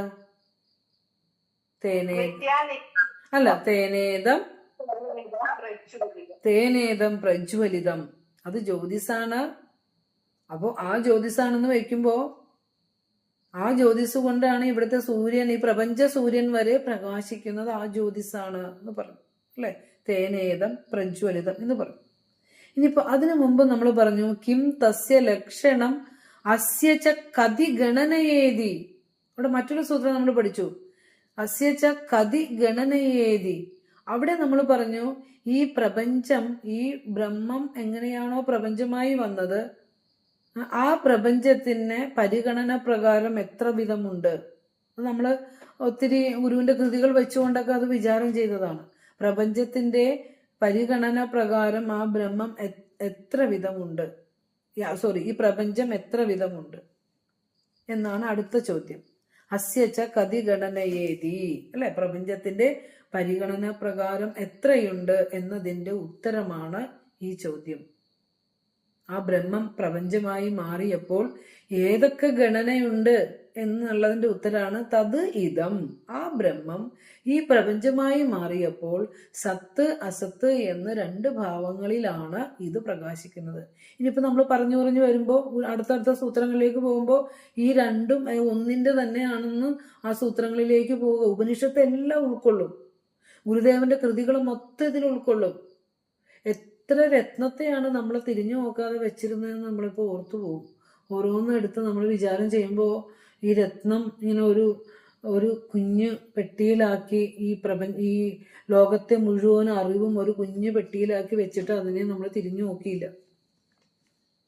അപ്പോൾ അതിപ്പോൾ എടുക്കുമ്പോഴാണ് നമുക്ക് മനസ്സിലാകുന്നത് ഇത്ര വലിയ നിധിയായിരുന്നോ, അക്ഷയ നിധിയായിരുന്നോ ഭഗവാൻ ഇതിൽ ഉൾക്കൊളുത്തി വെച്ചത് എന്ന് നമ്മൾ ഓർത്തു പോകും. ഇപ്പൊ ഇത് ഓരോന്നെടുത്ത് വിചാരം ചെയ്യുമ്പോൾ എത്ര സൂക്ഷ്മമായിട്ടാണ്. കാരണം ഉപനിഷത്ത് ഋഷിമാരുടെ ആ ഒരു ദർശനത്തെ ഈ കലിയുഗത്തിലേക്ക് വന്ന് കലിയുഗവരതനായി ഒരു ഗുരുസ്വരൂപം പൂണ്ട് വന്ന് ഈ പ്രപഞ്ച സത്യത്തെയും മനുഷ്യ ജീവിതത്തെക്കുറിച്ചും ഒക്കെയുള്ള കാര്യങ്ങൾ നമുക്ക് കൃതിരൂപത്തിൽ തന്ന് മനുഷ്യന്റെ ബുദ്ധിയെ തെളിച്ച് നല്ല വഴിയെ കൊണ്ടുപോകാനുള്ള ആ ഒരു ഔഷധക്കൂട്ടുകളായി നമുക്ക് തന്നിരിക്കുന്നു. പക്ഷെ ഔഷധം എന്താ ചെയ്യണമെന്ന് വെച്ചാൽ നമ്മൾ ഒന്നില്ലെങ്കിൽ അതിനെ വെച്ച് പൂജിക്കുന്നു, അല്ലെങ്കിൽ ഒരു ചില്ലുകൂട്ടിൽ വെച്ച് അടച്ചു വെച്ചിരിക്കുന്നു, എന്നിട്ട് ഔഷധത്തിന്റെ ഗുണത്തെക്കുറിച്ച് പ്രസംഗിച്ച് നടക്കും. പക്ഷെ ഈ ഔഷധം എടുത്ത് സേവിക്കുന്നില്ല. സേവിക്കുന്നവർക്ക് അതിന്റെ ഗുണം കാണുന്നുമുണ്ട് അല്ലേ. അപ്പൊ നമ്മള് ഇത് വെറുതെ പാടിപ്പുകഴ്ത്തിക്കൊണ്ടോ ഒക്കെ നടന്നിട്ടല്ല കാര്യം. നമ്മളിതിനെ ഓരോരുത്തരും അവരവരെ കുറിച്ചാണ് ഇത് പറയുന്നത് എന്നൊന്ന് ചിന്തിച്ചാൽ മനുഷ്യ മനസ്സുകൾ നന്നാവും. നീ ചീത്ത ഞാൻ നല്ലതെന്നാണ് നമ്മുടെ എല്ലാവരുടെയും വിചാരം. പക്ഷെ നമ്മളിൽ എന്തെല്ലാം മാറ്റങ്ങൾ വരാനുണ്ട്, നമ്മളിൽ എന്തെല്ലാം ഇരുട്ടുണ്ട്, അതാദ്യം മാറ്റുക. അതിനാണ് നമ്മൾ ഓരോരുത്തരും ശ്രമിക്കേണ്ടത്. ലോകത്തെ ഇരുട്ട് മാറ്റാനായിട്ട് നമുക്ക് ആവില്ല. ഓരോരുത്തരും അതിനുവേണ്ടി പരിശ്രമിക്കേണ്ടിയിരിക്കുന്നു. ഇവിടെ പറയാണ് തതീതം, ആ ബ്രഹ്മം തന്നെയാണ് ഈ പ്രപഞ്ച രൂപത്തിൽ ഉണ്മയും ഇന്മയുമായിട്ട് അല്ലെ, ഭാവവും അഭാവവുമായി അഭാവ രൂപത്തിലുള്ള ഈ പ്രപഞ്ചമായി മാറിയിരിക്കുന്നത് എന്ന് പറയുന്നു. അതിവിടെ ശ്രുതി വെച്ച് ഉപനിഷത്ത് വെച്ച് നമുക്ക് അത് വ്യാഖ്യാനം ചെയ്യുമ്പോൾ സാമവേദീയമായ ഛാന്തോക്യ ഉപനിഷത്ത് പറയുന്നുണ്ട്, സദൈവ സൗമ്യേതമഗ്രാസീത് ഏകമേവ അദ്വിതീയം. അർത്ഥം ഒന്ന് കുറിച്ചിട്ടോ, നേരത്തെ പറഞ്ഞിട്ടുള്ളതാണ് ഇതൊക്കെ. സദൈവ സൗമ്യേതമഗ്ര ആസീത് ഏകമേവ അദ്വിതീയം. അപ്പോൾ എല്ലാ വിദ്യയും നേടി, ഉന്നത വിദ്യയൊക്കെ നേടി, ശാസ്ത്രങ്ങളെല്ലാം പഠിച്ച് ശാസ്ത്രഗർവിൽ ഇങ്ങോട്ട് വന്നേക്കുവാണ്. ഈ പ്രപഞ്ചത്തിലെ ഏതറിവിനെ കുറിച്ച് ചോദിച്ചോ പറയും. അത്രയ്ക്ക് പണ്ഡിതനായിട്ടാണ് ഗുരുവിന്റെ സവിധത്തിൽ നിന്ന് സ്വന്തം മകൻ എത്തുന്നത്, ശ്വേതകേതു എത്തുന്നത്. അപ്പൊ അച്ഛൻ ഒരൊറ്റ ചോദ്യം ചോദിച്ചോളൂ, ഒരൊറ്റ ചോദ്യം. ഇന്ന് നമ്മുടെ കുഞ്ഞുങ്ങൾക്ക് കിട്ടാത്തതും അതാണ്. അവന്റെ അഹന്ത മാറാനോ അല്ലെങ്കിൽ സ്വാർത്ഥതയ്ക്ക് അപ്പുറത്തോ ഒന്നും ഉള്ള ഒരു ലോകത്തേക്ക് അവർക്ക് അറിയുക പോലും ഇല്ല. അത് ആത്മാവെന്ന ഉണ്ടെന്ന് പോലും അറിയില്ലാതെ ജീവിക്കുന്ന മനുഷ്യരാണ് ഇന്ന് ഈ ലോകത്തുള്ളത്. എൻ്റെ എന്താ പറയുക, അഹന്ത കൊണ്ടാണ് ഞാൻ ജീവിക്കുന്നത്, ഞാനാണ് എല്ലാത്തിനും കാരണക്കാരനെന്നാണ് ഈ ലോകത്തിന്റെ തന്നെ വിശ്വാസം. അതുകൊണ്ട് തന്നെയാണ് ഇത്ര അഹന്ത ലോകർക്ക്. പക്ഷേ നാവൊന്നെടുത്ത് പൊങ്ങണമെങ്കിൽ പോലും ഈ ആത്മചൈതന്യം പ്രകാശിക്കണ്ടേ എന്ന് ആലോചിച്ച് നോക്കിക്കേ. അതൊക്കെ ഓർക്കുമ്പോൾ നമ്മുടെ കണ്ണ് നിറഞ്ഞു പോകും. ഈ ആത്മീയ വെളിച്ചത്തെ എല്ലാവരിലേക്കുമൊക്കെ ഒന്ന് കിട്ടി ഭഗവാൻ കൊടുത്തത് ഒന്ന് സ്വീകരിച്ചിരുന്നെങ്കിൽ എത്രയോ ഗുരുക്കന്മാര് യുഗങ്ങളായി ഈ വെളിച്ചത്തെ പകർന്നു തരുന്നു. ഭാഗ്യമുള്ളവർ അതൊക്കെ സ്വീകരിച്ചിട്ടും അറിയും, ജന്മം സഫലമാവും. അല്ലാത്തവർ പിന്നെയും ഈ ഇരുട്ടിൽ വന്നും പോയും അങ്ങനെ ഇരിക്കും. അതാണ് അപ്പോൾ അതൊരു എന്തോ ഒരു സുഹൃതം, ജന്മാന്തര സുഹൃതം കൊണ്ട് നമുക്ക് നമ്മളെ തന്നെ അറിയാനും മനസ്സിലാക്കാനും ചിന്തിക്കാനും ഒക്കെ തോന്നുന്നു. പിന്നെ ഒരു കാര്യം പറയാനുള്ളത്, ഇതിനെക്കുറിച്ച് അറിയാത്തവരോട് ദാർശനികപരമായും വേദാന്തപരമായും ഒരറിവുമില്ലാത്തവരുടെ അടുത്ത് പോയിട്ട് വേദാന്ത സൂത്രോ അധ്യാത്മ കാര്യങ്ങളെ പറയുകയേ ചെയ്യരുത് കേട്ടോ. കാരണം അതിന് പക്വതയുള്ളവരോട് മാത്രമേ നമ്മൾ ഇത്തരത്തിലുള്ള കാര്യങ്ങൾ ചർച്ച ചെയ്യാൻ പാടുള്ളൂ. ബലം പ്രയോഗിച്ച് കൊണ്ടുവരേണ്ട ഒന്നല്ല. വിധി നിയോഗം കൊണ്ട് ഇങ്ങനെ ആധ്യാത്മികതയിൽ പലതിലും സഞ്ചരിച്ച് ഒരു ഈശ്വരന്റെ നിയോഗം കൊണ്ട് നമ്മളെ കൊണ്ടുവന്ന് ഇങ്ങനെ എത്തിച്ച് വേണ്ടടുത്ത് എത്തിച്ച് നിർത്തും. നിങ്ങൾ നോക്കിയാൽ മതി അത്. ഞാൻ ഓർക്കുന്നു, ഞാനൊരു എന്താ പറയുക, ഒരു ഗുരു തുല്യമായി വെക്കുന്ന എൻ്റെ ഒരു ഗുരുസ്ഥാനീയാണ്. അപ്പം എന്നോട് പറയുന്നതാണ് എപ്പോഴും, ഞാൻ IAS ട്രെയിനറാണ്. IASന്റെ ട്രെയിനിങ് കൊടുക്കുന്നു കുട്ടികൾക്ക്. അപ്പം അന്നേരം എന്നോട് ഇങ്ങനെ പറയുന്ന അത് സ്പീച്ചിലൂടെ കേൾക്കുന്നതാണ്. ഡയറക്റ്റ് ഭൗതികമായ കാര്യങ്ങളൊന്നും സംസാരിക്കത്തില്ല. ആത്മീയമായ കാര്യങ്ങളിൽ എന്തെങ്കിലും സംശയങ്ങൾക്ക് മറുപടി പറയും, അത്രേ ഉള്ളൂ. അപ്പോൾ പറയും, ഇങ്ങനെ പഠിച്ച് ഉന്നത തലങ്ങളിലേക്ക് പഠിച്ചു പോകുന്ന സമയത്താണ്, ഭൗതിക വിദ്യ നേടിക്കൊണ്ടിരിക്കുമ്പോഴാണ് കയ്യിൽ അച്ഛന് കൊടുക്കുമെന്നും പറഞ്ഞൊരു ഭഗവത്ഗീത കിട്ടിയത്. അപ്പോൾ അത് അച്ഛന് കൊടുക്കുന്നതിന് മുമ്പ് ഒന്ന് എടുത്ത് മറിച്ച് നോക്കിയപ്പോഴാണ് അതിനകത്തേക്കുള്ള രണ്ട് ശ്ലോകങ്ങളിലേക്ക് മനസ്സ് ഒന്ന് ഉടക്കിയപ്പോഴാണ് പിന്നെ അത് മുഴുവൻ വായിച്ചിട്ടാണ് കൊടുത്തത്. ഗുരുദേവ കൃതികൾ, ആത്മോപദേശ അതൊക്കെ മുഴുവനും വ്യാഖ്യാനിച്ചിട്ടുണ്ട്. അതൊക്കെ അറിയുമ്പോഴാണ് ഗുരുദേവ കൃതി എന്താണെന്ന് മനസ്സിലാവുന്നത്. അത് പറയുമ്പോൾ ഓരോ വരിയിലും എത്ര ഭക്തി നിറയുന്നു അത് പറയുമ്പോൾ. അതാണ് ശരിയായ ജ്ഞാനം ഒരു മനുഷ്യന് കിട്ടിയാൽ എൻ്റെ ഗുരു നിന്റെ ഗുരു എന്ന് പറഞ്ഞാൽ ആരും മാറ്റിവെക്കില്ല. കാരണം ഗുരുവിനെ അറിയണമെങ്കിൽ ഗുരുവിൻ്റെ കൃതികൾ നമ്മൾ തൊടണം. അത് തൊടാത്തത് കൊണ്ടാണ് ഇന്ന് പുറമേ നിന്നുകൊണ്ട് എന്താ പറയുക, ആ ഉയരങ്ങളിൽ നിന്നുകൊണ്ട് അത് കണ്ടുകൊണ്ട് വെറുതെ ജൽപ്പിക്കുന്ന മനുഷ്യരാണ്. താഴ്വരയിൽ നിന്നുകൊണ്ട് ജൽപ്പിക്കുന്നവരാണെന്ന് നമ്മൾ പറഞ്ഞില്ലേ.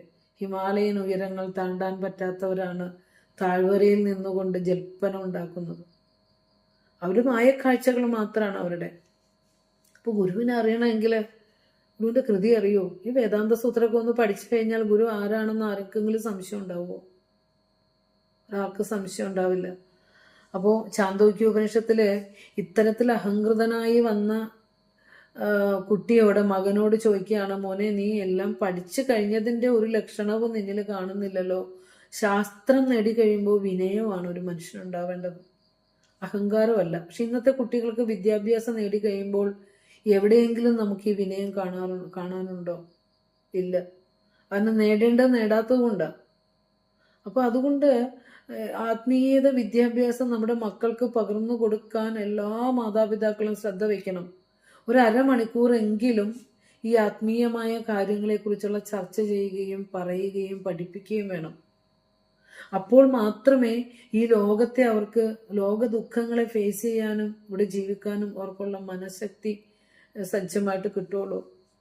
കാരണം വളരെ എന്താ പറയുക, മാനസികമായ വിഷമങ്ങൾ ഉണ്ടാക്കുന്ന ജോലികളിലാണ് ഓരോരുത്തരും ഏർപ്പെടുന്നത്. നമ്മൾ ഇടപെടുന്ന മനുഷ്യരും അത്ര സത്യവും ധർമ്മവും ഒക്കെ മൂല്യച്യുതി വന്നവരാണ്. അപ്പോൾ ഇതിനെയൊക്കെ ഒന്ന് താങ്ങണമെങ്കിൽ നമുക്കൊരു ആത്മീയ വെളിച്ചം വേണം. അപ്പം അതുകൊണ്ട് കുട്ടികൾ ഒരുവിധം പ്രായമായാൽ അവർ വിളിച്ചാൽ ഇതിലേക്ക് വരില്ല. ഒരുവിധം കുഞ്ഞുങ്ങളുടെ ബുദ്ധി ഉറച്ച് പതുക്കെ ഇപ്പം നമ്മുടെ കുഞ്ഞുമോളെയും കൊണ്ട് അമ്മ ഇവിടെ ഇരുത്തിയിട്ടുണ്ട്, അമ്മൂമ്മയെ ഇരുത്തിയിട്ടുണ്ട്. വയ്യ, കുറച്ച് ദിവസങ്ങളായി പനിയും ചുമയൊക്കെ ആണെങ്കിലും കഴിഞ്ഞ ദിവസവും ഭദ്രകാളേഷ്ടം എനിക്ക് സങ്കടം വന്നു പോയി. അത് കേട്ട് കഴിഞ്ഞപ്പോൾ എൻ്റെ കണ്ണ് നിറഞ്ഞു പോയി. കാരണം അതിൻ്റെ ഇടയ്ക്ക് 5-6 ചുമ ഇങ്ങനെ ചുമക്കുന്നുണ്ട്. അപ്പൊ എന്നാലും ആ വാസനയിലേക്ക് കൈപിടിച്ച് ഒരമ്മൂമ്മ കൈപിടിച്ച് അങ്ങനെ കൊണ്ടുവരുമ്പോ ആ അമ്മയുടെ അനുവാദം ഇല്ലാതെ അമ്മൂമ്മക്ക് കൊണ്ടുവരാൻ പറ്റില്ലല്ലോ. ഇനി ആ കുഞ്ഞിനെ നമ്മളൊന്നും തിരിഞ്ഞു നോക്കേണ്ടി വരില്ല. ജീവിതത്തിൽ ഈശ്വരൻ തന്നെ ഒരു പ്രകാശമായിട്ട് ഇങ്ങനെ കൊണ്ടുപോകും. സംശയമൊന്നുമില്ല. ഇപ്പോഴും പറയാണ് എന്നെ മാറിയിട്ട് പിന്നെയും വന്നു എന്ന് പറയുകയാണെന്ന്. മാറിയിട്ട് ചുമ പിന്നെയും വന്നു, അതുകൊണ്ട് ചൊല്ലാൻ പറ്റുന്നില്ല കുഞ്ഞിന്, അതിൻ്റെ ഒരു വിഷമമാണ്. അപ്പോൾ ചോദിക്കുകയാണ്, നീ എല്ലാം ഒന്നിനെ അറിഞ്ഞാൽ എല്ലാതും അറിയുന്ന വിദ്യ നിനക്ക് ഗുരു പറഞ്ഞു തന്നില്ലേ മകനെ എന്ന് ചോദിക്കുക. എല്ലാം പഠിച്ചു, പക്ഷെ പഠിച്ചതിന്റെ വിനയം നിനക്കില്ല. അപ്പൊ നിന്റെ വിദ്യാഭ്യാസം പൂർണ്ണമായിട്ടില്ല. അതുകൊണ്ട് യാതൊരു അറിവ് നേടിയാലാണോ ഈ ലോകത്തെ എല്ലാ അറിവും നേടിയതായി ഭവിക്കുന്നത്? എന്ത് കേട്ടാലാണോ സർവ ശബ്ദങ്ങളുടെയും ആധാരമായ ആ ശബ്ദത്തെ, ആ അറിവിനെ നിനക്ക് ഗുരു പറഞ്ഞു തന്നില്ലേ? ഒന്നിനെ അറിഞ്ഞാൽ എല്ലാം അറിയാവുന്ന ടെക്നിക്ക്, വളരെ മനോഹരമായ ടെക്നിക്കാണ്, പറഞ്ഞു തന്നില്ല എന്ന് പറഞ്ഞു. അപ്പൊ അത് കിട്ടാത്ത കൊണ്ടാണ് ഇത്തരത്തിലുള്ള അഹങ്കാരം. അതുകൊണ്ടാണ് അപ്പം മുതലാണ് ഇങ്ങനെ അച്ഛൻ ഓരോന്നെടുത്ത് കാണിച്ചിട്ട്, മോനെ ഇത് സ്വർണ്ണ കേട്ടോ, കുറേ പാത്രങ്ങൾ, സ്വർണത്തിന്റെ ആഭരണങ്ങൾ കണ്ടോ, ഈ ആഭരണങ്ങളിലെല്ലാം ഇരിക്കുന്നത് സ്വർണ്ണാണ്. ഈ സ്വർണത്തെ അറിഞ്ഞ എല്ലാ ആഭരണങ്ങളും അറിഞ്ഞു കഴിഞ്ഞു. അതുപോലെ ഏതൊരു ബ്രഹ്മമാണോ ജഗദീശ്വരനാണോ അതിനെ അറിഞ്ഞു കഴിഞ്ഞാൽ ഈ പ്രപഞ്ചത്തിലെ സമസ്തതിനെയും അറിഞ്ഞു കഴിഞ്ഞു. കാരണം അതിൻ്റെ സ്ഫുരണം കൊണ്ടാണ് എല്ലാം പ്രകാശിക്കുന്നത്. ഇങ്ങനെ പല വിധത്തിലുള്ള ഉപദേശങ്ങൾ പറഞ്ഞു കൊടുത്ത് അതിന് ശേഷം ഇങ്ങനെ പറയാണ്, കുഞ്ഞെ സദൈവ സൗമ്യ ഇതമഗ്ര ആസീത്. സൗമ്യ അല്ലെങ്കിൽ പുത്ര, സദൈവ സത്ത് മാത്രമായിരുന്നു, ഉണ്മ മാത്രമായിരുന്നു. ഈ പ്രപഞ്ചം അഗ്രേ പ്രപഞ്ചോത്പത്തിക്ക് മുമ്പ് ഈ പ്രപഞ്ചം സദൈവ ആസീത്. കേവലം സത്ത് മാത്രമേ ആയിരുന്നുള്ളൂ, ഉണ്മ മാത്രമേ ആയിരുന്നുള്ളൂ. നീയും ഞാൻ എന്നെയും നിന്നെയൊക്കെ പോലെ നാമവും രൂപവും ഒന്നും ഉണ്ടായിരുന്നില്ല. കേവലം ആരാണ് സജി? ആർക്കെങ്കിലും വോയിസിന്റെ പ്രശ്നം വരുന്നുണ്ടോ സംസാരത്തില്? ഉണ്ടല്ലേ. ശബ്ദത്തിന്റെ എല്ലാവർക്കും ഒരുപോലെ തോന്നുന്നുണ്ടോ? കേൾക്കുന്നുണ്ടല്ലേ? ഓക്കെ.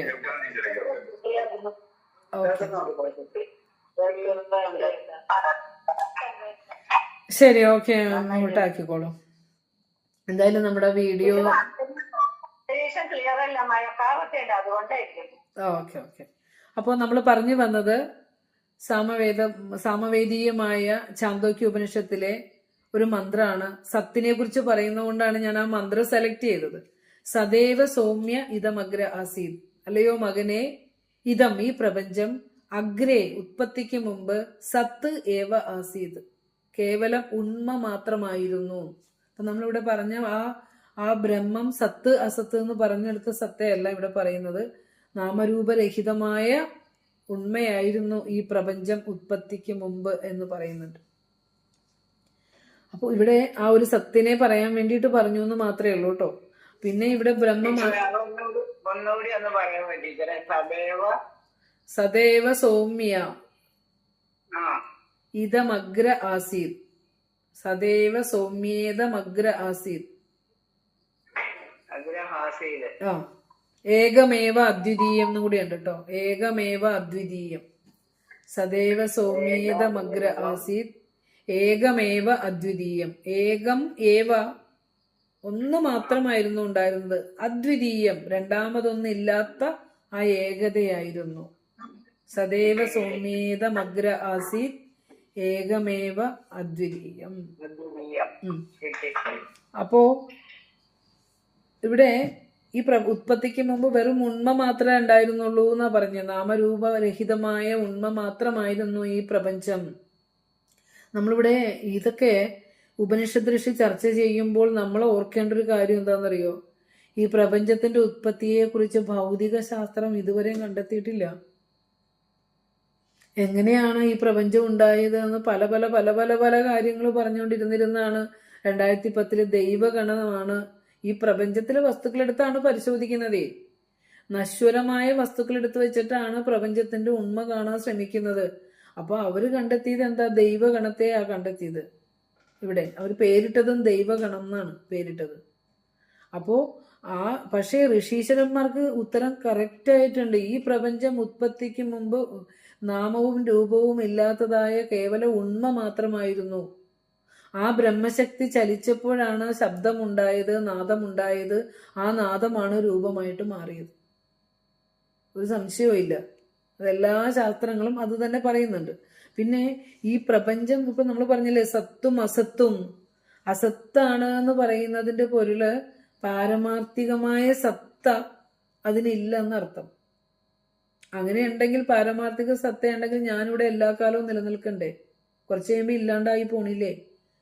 വൃക്ഷലതാദികള് നശിച്ചു പോകുന്നില്ലേ? മൃഗങ്ങള് നശിച്ചു പോകുന്നില്ലേ? ഈ പ്രപഞ്ചത്തിലെ ഓരോന്നും ഇല്ലാണ്ടാവുന്നില്ലേ? സൂര്യന് വരെയുണ്ട് ഒരു പരിധി എന്നാ പറയുന്നത്. അപ്പോ ഈ പാരമാർത്ഥികമായ സത്ത എന്ന് പറഞ്ഞത് അൾട്ടിമേറ്റ് റിയാലിറ്റി, അതായത് എന്താ പറയാ, എന്നും നിലനിൽക്കുക, ശാശ്വതമായ നിലനിൽപ്പ് ഈ പ്രപഞ്ചത്തിലെ ഒരു വസ്തുവിനും ഇല്ല. അത് മറ്റൊന്നിനെ ആശ്രയിച്ച് നിൽക്കുന്നത് കൊണ്ടാണ് ഇതിനെ അസത്തെന്ന് പറയുന്നത് കേട്ടോ. അപ്പൊ ഞാൻ ജീവിക്കുന്ന പ്രപഞ്ചം ഇല്ലാത്തതാണ് എന്ന് പറഞ്ഞാലൊന്നും വേദാന്ത ശാസ്ത്രം വരട്ട് വേദാന്തമാണ് പറയണെന്നൊന്നും ധരിക്കരുത്. ഇതിന് ശാശ്വതമായ നിലനിൽപ്പില്ല എല്ലാത്തിനും. അതുകൊണ്ടാണ് ഇത് അസത്താണെന്ന് പറയുന്നത്. ബ്രഹ്മത്തിനെ ആശ്രയിച്ചുള്ള നിലനിൽപ്പ് മാത്രമേ അതിന് ഉള്ളൂ. എന്നാലും ഗുരു തന്നെ നമ്മളോട് പറഞ്ഞിട്ടുണ്ട്, പാരമാർത്ഥികമായ സത്ത ഈ പ്രപഞ്ചത്തിനില്ലെങ്കിലും വ്യവഹാര ദശയിലെ നമ്മളിവിടെ ജീവിക്കുമ്പോൾ ഉണ്ടെന്ന് തോന്നുക തന്നെ ചെയ്യും. പക്ഷെ ഉണ്ടെന്നുള്ളത് പ്രതീതിയാണെന്നും ഇതിനെന്നും ഒരു ശാശ്വതമായ നിലനിൽപ്പ് ഇല്ലാത്തതാണെന്ന് അറിഞ്ഞുകൊണ്ട് വേണം ഇവിടുത്തെ കാര്യങ്ങളെ സ്വന്തമാക്കി വെക്കാൻ. എന്നും എനിക്കിവിടെ ഇങ്ങനെ വാഴാം, അല്ലെങ്കിൽ എൻ്റെ തലമുറയ്ക്ക് വാഴാം എന്നൊക്കെ പറയുമ്പോൾ നാളെ നമ്മുടെ മക്കള് നമ്മള് കെട്ടിവെച്ചിരിക്കുന്ന വീടോ അല്ലെങ്കിൽ ഉണ്ടാക്കി വെച്ചിരിക്കുന്ന സ്വത്തോ ഉപയോഗിക്കുന്ന എന്താ ഉറപ്പ്? നാളെ അത് മറ്റൊരാളുടെയെങ്കിലും ആകാം. ഒന്നും വേണ്ട, ഒരു 2 തലമുറ പിന്നോട്ട് നമ്മളൊന്ന് ചിന്തിച്ചു നോക്കിയേ. നമ്മുടെ അച്ഛൻ്റെ അച്ഛൻ വരെയൊക്കെ നമുക്ക് ഓർമ്മയുണ്ടാവും. അമ്മയൊക്കെ അത്ര ഇതായിട്ട് പറഞ്ഞു തന്നിട്ടുണ്ടെങ്കിൽ നമുക്ക് ഓർമ്മയുണ്ടാവും. അത് ചോദിച്ച് മനസ്സിലാക്കാത്തവർക്ക് പേര് പോലും അറിയണ്ടാവില്ല, അച്ഛൻ്റെ പേരെന്താന്ന് ചോദിച്ചാൽ, അല്ലേ?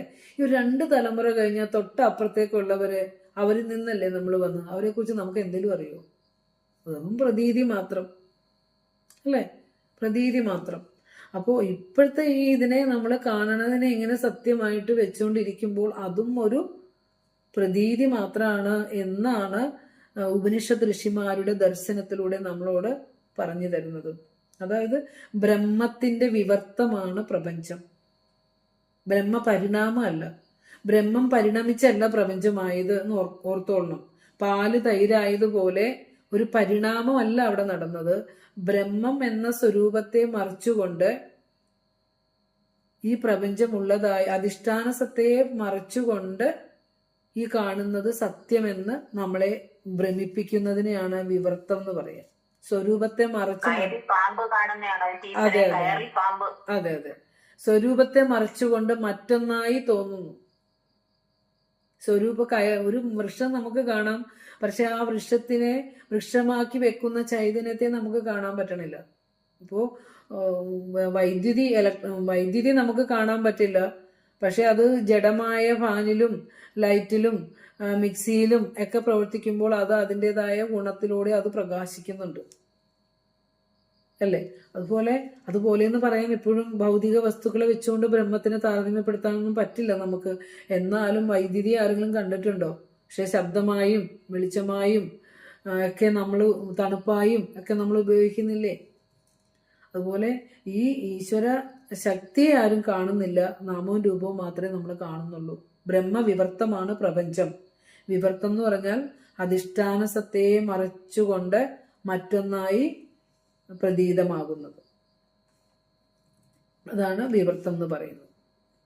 ഇനി ഇവിടെ നമുക്ക് ആത്മോപദേശ ശതകത്തിലെ 89ാമത്തെ ശ്ലോകം പഠിച്ചു വെച്ചോളണം കേട്ടോ. ഏതാണെന്നറിയോ? അത് 89ാമത്തെ ശ്ലോകം, ആത്മോപദേശ ശതകം 89ാമത്തെ ശ്ലോകം. അറിവിലിരുന്ന് അസദസ് അറിവിലിരുന്ന് ജയശ്രീ അസംഖ്യം പുരിയിളകി ഭുവനം സ്ഫുരിക്കയാല് അറിവിനെ വിട്ടൊരു വസ്തു അറിയണം. ഈ അറിവ് ഐക്യരൂപത്തിൽ. അപ്പൊ എന്തിനാ നമ്മൾ അധികം പുറത്തുനിന്ന് എടുക്കാൻ പോകുന്നത് അല്ലേ? ഗുരു തന്നെ അത് കൃതികളിലൂടെ തന്നിട്ട് അത് സൂത്ര രൂപത്തിൽ ചുരുക്കി വെച്ചേക്കുക. നമുക്ക് പോക്കറ്റിൽ ഇട്ടുകൊണ്ട് നടക്കാം ഈ സൂത്രങ്ങളെ. ഇതൊരു സൂത്രം എടുക്കുമ്പോൾ നമുക്ക് ഗുരുവിന്റെ കൃതികളിലേക്കൊക്കെ അങ്ങോട്ട് പോകാം. ഇനി അങ്ങനെ ഒന്ന് നോക്കൂ. തത് വെച്ച് കഴിഞ്ഞ് ബ്രഹ്മത്തെക്കുറിച്ച് ഗുരു എന്തൊക്കെ പറഞ്ഞിട്ടുണ്ട് അതൊക്കെ വരും. ഇതം വെച്ചുകൊണ്ട് പ്രപഞ്ചത്തെക്കുറിച്ച് ഗുരു എന്തൊക്കെ പറഞ്ഞിട്ടുണ്ട് അതൊക്കെ നമുക്ക് ഇങ്ങ് കിട്ടും. സത്തിനെ കുറിച്ച് എന്തൊക്കെ പറഞ്ഞിട്ടുണ്ട്, അസത്തിനെ കുറിച്ച് എന്തൊക്കെ പറഞ്ഞിട്ടുണ്ട്, അതൊക്കെ വെറുതെ ഒന്ന് രേഖപ്പെടുത്തി നോക്കൂ. ഗുരുവിന്റെ കൃതി മൊത്തം ഉള്ളടക്കും ഈ സൂത്രം നമ്മൾ എക്സ്പാൻഡ് ചെയ്ത് വരുമ്പോൾ. അപ്പൊ പറയാണ്, അറിവിലിരുന്ന് അസദസ്തി എന്ന സംഖ്യം പുരിയിളകി ഭുവനം സ്ഫുരിക്കയാലേ അറിവിനെ വിട്ടൊരു വസ്തു വന്യമില്ലെന്ന് അറിയണമീ അറിവൈകരൂപ്യമാകും. ഇത് നമുക്ക് ഇതിനോട് ചേർന്ന് വിചാരം ചെയ്തു പോകാൻ എളുപ്പമാണ്. അറിവിലിരുന്നു കൊണ്ട്, ബ്രഹ്മത്തിലിരുന്നു കൊണ്ട്, പരമാത്മ ചൈതന്യത്തിൽ കൊണ്ട് അസത് അസ്ഥി, ഇല്ല ഉണ്ട്. അസത് എന്ന് പറഞ്ഞ ഇല്ല, അസ്ഥി എന്ന് പറഞ്ഞ ഉണ്ട്. സത്ത്, അസ്ഥിക്ക് സത്ത് എന്ന് കൊടുക്കുക. ഇല്ല ഉണ്ട് എന്നിങ്ങനെ അസംഖ്യം പൊരിയിളകി. ഇതൊക്കെ നല്ലതായിട്ട് ശ്രദ്ധിക്കുക. ഓരോ വാക്കും ഗുരു ഉപയോഗിച്ചേക്കണുണ്ട്. അസംഖ്യം പൊരിയിളകി, എണ്ണമറ്റ ശക്തി സ്പന്ദനങ്ങളാണ് ഈ പ്രപഞ്ചം. ബ്രഹ്മശക്തി ചലിച്ചു, ആദ്യം ശക്തി ചലിച്ച് സ്പന്ദിക്കുമ്പോൾ, ഒരു ഫാൻ നമ്മൾ ആദ്യം ഓണാക്കുമ്പോൾ പതുക്കെ അതിന്റെ ലീഫൊക്കെ നമുക്ക് കാണാൻ പറ്റും. പിന്നെ സ്പന്ദന വേഗത കൂടി വരുമ്പോൾ നമുക്ക് എന്ത് കാണാൻ പറ്റില്ല, ലീഫ് ഒന്നും കാണാൻ പറ്റില്ല. എന്തോ ഒരു രൂപം ഇങ്ങനെ കറങ്ങണ പോലെ തോന്നും. അതുപോലെ ബ്രഹ്മശക്തി ചലിച്ച് സ്പന്ദിച്ച് ആദ്യം ആ സ്പന്ദന വേഗത കുറയുമ്പോഴാണ് വിശേഷബുദ്ധിയുള്ള അന്ധകരണമുള്ള മനുഷ്യരാദികള് ആ രൂപമാർന്നു വരുന്നത്. പിന്നെ സ്പന്ദന വേഗത കൂടുന്നതനുസരിച്ചാണ് മറ്റ് ജീവജാലങ്ങള്, തിര്യക്കുകള്, വൃക്ഷം, ഭൂമി, കല്ല് ഒക്കെ ഇങ്ങനെ വരുന്നത്. ഈ സ്പന്ദനത്തിന്റെ വേഗത എത്ര കൂടുന്നോ അത്രയും അന്ധകരണം ജഡമായിരിക്കും. സൂക്ഷ്മമായ ചൈതന്യം ഉണ്ടെങ്കിലും അന്ധകരണ ശക്തിമത്തരമാകില്ല. അപ്പൊ ഇവിടെ പറയാണ്, അസംഖ്യം പൊരിയിളകി എണ്ണമറ്റ ശക്തി സ്പന്ദനങ്ങൾ ഉണ്ടായി. ബ്രഹ്മശക്തിയിൽ ഇരുന്നു കൊണ്ട് ഉണ്ട് ഇല്ല എന്നിങ്ങനെ എണ്ണമറ്റ അറിവിന്റെ പൊരികൾ, ശക്തി സ്പന്ദനങ്ങൾ രൂപം കൊണ്ടിട്ട് ഈ പ്രപഞ്ചം ഉള്ളതുപോലെ തോന്നുന്നു. ആലോചിച്ച് നോക്കി. ഗുരു ഇതൊക്കെ പലപ്പോഴും നമുക്ക് തോന്നും, ഭഗവാനെ അവിടുന്ന് എന്താ ഈ രചിച്ചു വെച്ചിരിക്കുന്നത് എന്നല്ലേ. ഗുരു ഒരു എന്താ പറയാ, നമ്മുടെ മുന്നിലൂടെയൊക്കെ നടന്നു പോയപ്പോഴും ഗുരു ഈ സ്വരൂപമാണെന്ന് നമ്മൾ ആരെങ്കിലും അറിഞ്ഞോ? ഗുരുവിനെ കണ്ടവരാരെങ്കിലും അറിഞ്ഞായിരുന്നോ ഗുരു ഈ സ്വരൂപമാണെന്ന്? പരമ്പൊരുള് തന്നെയാണ് ഒരു രൂപമാർന്നു വന്നത്. അറിഞ്ഞിട്ടില്ല. കൃതി പഠിക്കുമ്പോഴാണ് നമ്മൾ ഭഗവാനെ, അതാണ് ഗുരു പറഞ്ഞത് നമുക്ക് ആരുമില്ലല്ലോ എന്ന് നടരാജ ഗുരുവിനോട് പറയുമ്പോൾ അല്ലേ. കാരണം ഇതിനെ ഈ പറഞ്ഞതിനെ ഉൾക്കൊള്ളുവാനും സ്വീകരിക്കാനും ആരുമില്ല. ഭൗതിക ശരീരം നോക്കാനും സ്വത്ത് നോക്കാനും ഒക്കെ ആളുകൾ ധാരാളം ഉണ്ട്. പക്ഷെ അവിടെ നിന്ന് തന്നതിനെ ഉൾക്കൊണ്ടുകൊണ്ട് പറഞ്ഞ് അതിനെ അതനുസരിച്ച് ജീവിക്കുന്നവര് ഗുരുവിന്റെ ശിഷ്യഗണങ്ങളിൽ എണ്ണമിട്ടവര് ഏറ്റവും കൂടുതൽ അറിഞ്ഞ നടരാജ ഗുരുവാണ് അല്ലേ. അപ്പൊ ഒന്ന് ആലോചിച്ച് നോക്കും. അപ്പോ ഇപ്പൊ ഗുരു പറയാണ്, അനേകം എണ്ണമറ്റ ശക്തി സ്പന്ദനങ്ങൾ ഉണ്ടായി പൊരിയിളകി ഈ പ്രപഞ്ചം ഉണ്ടെന്ന് തോന്നുന്നു അല്ലെ. ഈ ഭുവന സ്ഫുരിക്കയാലേന്ന് ഗുരു പറഞ്ഞാണ്. അതിങ്ങനെ ഉണ്ടെന്ന് പ്രതീതമാകുന്നു. എന്നിട്ട് ഗുരു പറയേ, അറിവിനെ വിട്ട് ഒരു വസ്തു അന്യമില്ല. നമ്മൾ ഈ കാണുന്ന സമസ്ത ചരാചരങ്ങളിലും ബോധമില്ലാത്ത ഒരണു പോലും ഇല്ല. അറിവിനെ വിട്ട് ഒരു വസ്തു അന്യമില്ലെന്നറിയണം. ഈ അറിവ് ഏകരൂപ്യമാകും. ഈ അറിവ് നമ്മളെ എന്തിലെത്തിക്കും? എല്ലാം ഒന്നാണെന്ന ബോധത്തിലെത്തിക്കും. ഇങ്ങനെ ഈ അറിവ് നേടിയ ഒരു മനുഷ്യനെ ഈ ലോകത്ത് എത്ര കൃപാലു ആകാൻ സാധിക്കും അല്ലേ. എല്ലാത്തിലും തുടിക്കുന്ന ബ്രഹ്മശക്തി സ്പന്ദനമാണ് ഈശ്വരശക്തി എന്നും ഈശ്വരശക്തി ഇല്ലാത്ത ഒരു അംശവും ഈ ലോകത്ത് ഒരു അംശം പോലും ഇല്ലെന്നും ഈ അറിവ് അറിയുമ്പോൾ എല്ലാം എല്ലാം ഒന്നാണെന്ന ബോധം നമുക്കുണ്ടാവും. അതാണ് ഗുരുവിന്റെ അദ്വൈത ദർശനത്തെ പ്രോജ്വലിപ്പിക്കുന്നവയാണ് ഗുരുവിന്റെ കൃതികൾ അത്രയും. അത് നന്നായി പഠിക്കണം കേട്ടോ. ഈ സൂത്രത്തോട് ചേർത്ത് വെച്ച് ആത്മോപദേശ ശതകത്തിലെ 89ാമത്തെ മന്ത്രവും അതിന്റെ അർത്ഥവും പഠിച്ചുകൊണ്ട് വരണം. അടുത്ത ക്ലാസ്സിൽ ചോദിക്കും ഞാൻ. അറിവിലിരുന്ന് അസത്ത് എന്ന് പറഞ്ഞ ഇല്ല, അസ്ഥി എന്ന് പറഞ്ഞ ഉണ്ട് അല്ലെങ്കിൽ സത്ത്. അസത്തിന്റെ വിപരീതമാണ് സത്ത്. അപ്പോൾ അസ്ഥിക്ക് സത്ത് എന്ന് പറയാം നമുക്ക്, ഉണ്മ.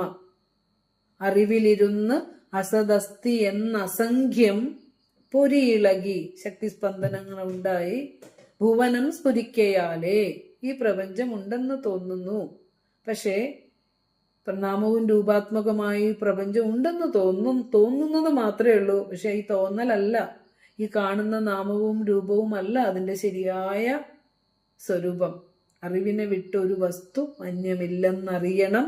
ഈ അറിവ് ഏകരൂപ്യമാകും. ഇതറിയുമ്പോൾ എല്ലാം ഒന്നെന്ന ബോധവും നമുക്കുണ്ടാകുമെന്ന് ഗുരു എത്രാമത്തെ ശ്ലോകം എന്നാ പറഞ്ഞത്?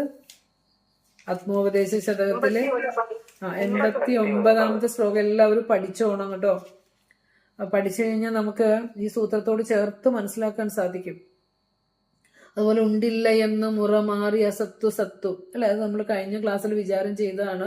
അതും ഈ സൂത്രത്തോട് ചേർത്ത് പഠിക്കുക. നിങ്ങളത് പഠിപ്പിക്കുന്നവരൊക്കെ ഉണ്ടെങ്കിൽ, വേദാന്ത സൂത്രത്തിന്റെ ക്ലാസ് ഒക്കെ എടുക്കുന്നവരുണ്ടെങ്കിൽ ഇത് വിചാരം ചെയ്യുമ്പോൾ ഈ 2 ശ്ലോകങ്ങളും നിശ്ചയമായും പറഞ്ഞു കൊടുക്കണം അല്ലെ. ഉണ്ടില്ല എന്ന് മുറമാറി അത് ഏതിലാ, ഏത് കൃതിയിലാ? അദ്വൈത ദീപിക. അദ്വൈത ദീപികയും ആത്മോപദേശ ശതകവും ഒക്കെ ചേർത്ത് വേണം പഠിക്കാൻ. പിന്നെ അടുത്ത എഴുതിക്കോ അറിവ് രണ്ടാമത്തെ. നമ്മൾ കഴിഞ്ഞ ഒരു ക്ലാസ്സിൽ നമ്മൾ വിചാരം ചെയ്താണ് അറിവിന്റെ 2ാം ശ്ലോകം. അറിവില്ലെന്നാലില്ലി അറിയപ്പെടുമെന്നതുണ്ടിതെന്നാലും അറിവൊന്നില്ലെന്നാൽ ഈ അറിവേതറിവിന്നതില്ലറിഞ്ഞിടാം. കുറെ നേരം ഒന്ന് വായിക്കണം, അപ്പോഴത് മനസ്സിലാവും. അറിവില്ലെന്നാലില്ല, ഈ അറിയപ്പെടുമെന്നത് ഉണ്ടിതെന്നാലും. അറിവ് അറിയപ്പെടുന്നത്, അറിവ് ബോധം, അറിയപ്പെടുന്നത് പ്രപഞ്ചം. അറിവില്ലെന്നാലില്ല. ഇത് കഴിഞ്ഞ ക്ലാസ്സിൽ വിചാരം ചെയ്തതാണ്. പക്ഷെ അറിവൊന്നും പഠിക്കാത്തവർക്ക് ഇതൊന്നും 1-2 പ്രാവശ്യം പറഞ്ഞാലൊന്നും മനസ്സിലാവില്ല. അതുകൊണ്ടാണ് വീണ്ടും വീണ്ടും പറയുന്നത്. അറിവ് എന്ന് ഗുരു പറയുന്നത് ബ്രഹ്മത്തെയാണ്, ബോധത്തെയാണ്. അറിവില്ലെന്നാൽ, ഈ ബോധമില്ല എന്ന് പറയുകയാണെങ്കിൽ ഇല്ല, ഈ അറിയപ്പെടുന്ന പ്രപഞ്ചവും ഇല്ല എന്നാണ് പറയുന്നത്. ബോധമില്ലെങ്കിൽ പ്രപഞ്ചമില്ല. ഇനി ഈ അറിയപ്പെടുമെന്നതുണ്ടിതെന്നാലും, അറിയപ്പെടുന്ന പ്രപഞ്ചം ബ്രഹ്മത്തിൽ നിന്ന് ഭിന്നമായി ഞാൻ കാണുന്ന ഈ പ്രപഞ്ചം സത്യമാണ് എന്ന് ഒരാൾ പറഞ്ഞാൽ, അറിയപ്പെടുന്ന ഈ പ്രപഞ്ചം ഉണ്ട് ഇതെന്നാലും, ഇത് ഉണ്ട് എന്നാലും, ഈ പ്രപഞ്ചം ഉണ്ടെന്നാലും അറിവൊന്നില്ലെന്നാൽ, അതിനെ അറിയാൻ ഒരു ബോധമില്ലെങ്കിൽ, ഇല്ലാത്ത വസ്തുക്കളെ അറിയണമെങ്കിൽ ഒരു ബോധം വേണ്ടേ? ബോധത്തിലല്ലേ അറിവുണ്ടാവുള്ളൂ. അതാണ് ഗുരു ചോദിക്കുന്നത്. അറിവൊന്നില്ലെന്നാൽ, ബോധമില്ലെങ്കിൽ ഈ അറിവ് ഏതറിവിന്? ഇല്ല എന്ന അറിവ് പോലും ഏതറിവിനാ ഉണ്ടാവുക? ഒരു വസ്തു ഇല്ല എന്ന് പറയണമെങ്കിൽ ബോധത്തിന് തന്നെ പറ്റുള്ളൂ. അതാണ് ഉണ്ടില്ല എന്ന് മുറമാറി അസത്തു സത്തു എന്നൊക്കെ പറയുമ്പോഴും ബോധത്തിന് മാത്രമേ ഉണ്മയും ഇന്മയും അനുഭവിക്കാൻ പറ്റുള്ളൂ. ഈ അറിവ് ഏതറിവിന്? അതില്ലറിഞ്ഞിടാം. ബോധത്തിൽ നിന്നും ഭിന്നമായി മറ്റൊരു അറിവ് ഇല്ല എന്ന് അറിയണം എന്ന് അറിവിലെ 2ാമത്തെ ശ്ലോകം പഠിച്ചു വെക്കണം. അറിവില്ലെന്നാലില്ലി, ആരാതൊന്ന് ചൊല്ലുക. അറിവില്ലെന്നാലില്ലി അറിയപ്പെടുമെന്നതുണ്ടിതെന്നാലും അറിവൊന്നില്ലെന്നാലി അറിയപ്പെടുമെന്നതുണ്ടിതെന്നാലും അറിവൊന്നില്ലെന്നാലി അറിവേതറിവിന്നതില്ലറിഞ്ഞിടാം. ഇപ്പോ നമ്മൾക്ക് ഒരുവിധം മനസ്സിലായി. ഇതിനകത്തിരിക്കുന്ന ആളുകൾ ഈ അറിവൊക്കെ കണ്ടവരും പഠിച്ചവരും ഒക്കെയാണ്. അപ്പോൾ എന്തായാലും എനിക്ക് ക്ലാസ് എളുപ്പത്തിൽ എടുക്കാൻ സാധിക്കുന്നതും ഇതിനകത്ത് ജിജ്ഞാസുക്കളായിട്ടുള്ള ആളുകൾ ഇരിക്കുന്നതുകൊണ്ടാണ്. അപ്പോൾ അല്ലെങ്കിൽ ഇത്രയും ദാർശനിക തലത്തിലുള്ള ഒരു കൃതി വിചാരം ചെയ്യുമ്പോൾ ഇത്രയും ആളുകൾ ഇതിലേക്ക് ഇരിക്കണം എന്നുണ്ടെങ്കിൽ കുറച്ച് മുന്നോട്ട് പോകുന്നവരാ. വളരെ സന്തോഷമുണ്ട്. അപ്പോൾ അറിവിൻ്റെ 2ാമത്തെ ശ്ലോകവും പഠിക്കണം.